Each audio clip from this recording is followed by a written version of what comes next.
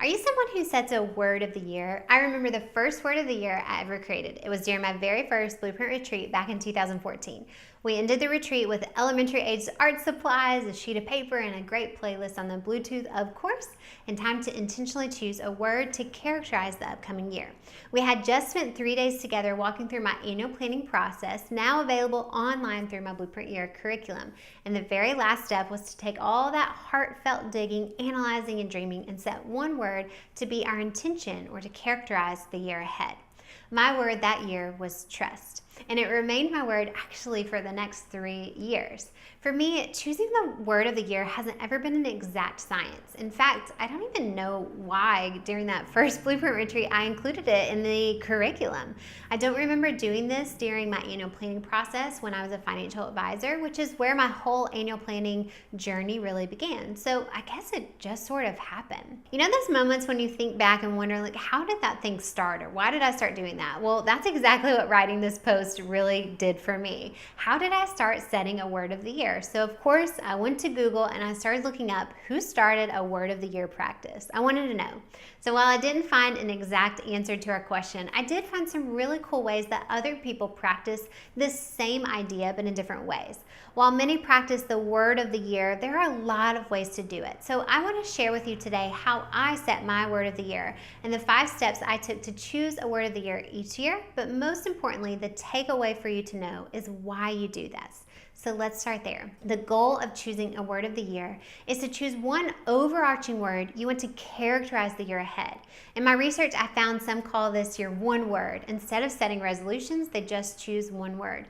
Others called it their mantra for the year. I liked both of these ideas. So no matter how this looks for you, think of this as your theme for the year, your focus. So step 1 is to create a list of possible words. Many years I find that there are words that have already been sitting on my brain for one reason or another, so I start by writing down those words first. If you don't have any words that are standing out to you, go back to your goal setting prep work and start looking at any repeated words that you see during your journaling time. Step number 2 is to then get out the dictionary and start defining your words. I try to get my list down to 5 or so that I'm defining, and then I pull out the dictionary and start looking at each word. I read their definitions, synonyms, antonyms, and even look up the definitions of those subwords.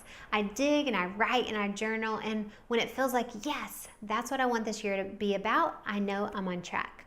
I often find my word of the year stems from a need or an imbalance from the previous year. For instance, if I'm coming off a particularly busy year, then I might be more drawn to choose the word rest for the upcoming year. Step 3 is then to marinate on your word. This is an important step. Marinate. Give it a day or 5 and just sit on that word.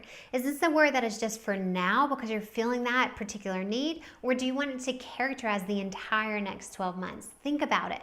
What does living out this word for the next 12 months look like to you? Does it fit? Now, step number 4 is an important one. Tell others. Once you've narrowed down your words, defined and marinated on 5 or less, pick one and start telling others. You'll find when you start speaking that word out loud, it either fits or it doesn't. You don't want to let others sway you, but it's also important to share your word and why you chose it. I find this helps me determine if I've really settled on the right word, or after speaking out loud, if it's just not the right fit. So step number 5 is commit and display. So pick your word and display it. I like to put mine up on the mirror in my bathroom, at my desk, at the studio, and framed on my nightstand. Writing your goals and your word of the year matters, and it is proven to increase your chances of achieving your goals. Did you know that according to Inc.com, only 8% of people actually achieve their goals? I can totally relate. Goals haven't always treated me kind. In fact, for many years, I felt pretty defeated by missed goals. Yearly, I would sit down and write out my big dreams, how much money I was going to make, how much weight I was going to lose, and how many books I was going to read. And guess what? When I worked in finance for 5 years, never once did I hit all those goals. The day I started achieving my goals was the day I flipped the script on goal setting, and instead of setting sounds good goals that others were setting, I started thinking intentionally about what I wanted to achieve and create those plans to get there instead. I've been teaching my annual planning process since 2014, and in 2018 made this curriculum available online through my Blueprint Year curriculum and planner. You can learn more about this tool with the link below and see if it's something that'll help you achieve your goals and your most intentional life. I truly believe that intentional living begins with purposeful planning. And something that I start with every year is choosing that word of the year. I hope these 5 steps help you choose a word that you can resonate with for the next 12 months, claim it as your mantra, and really live it out this year.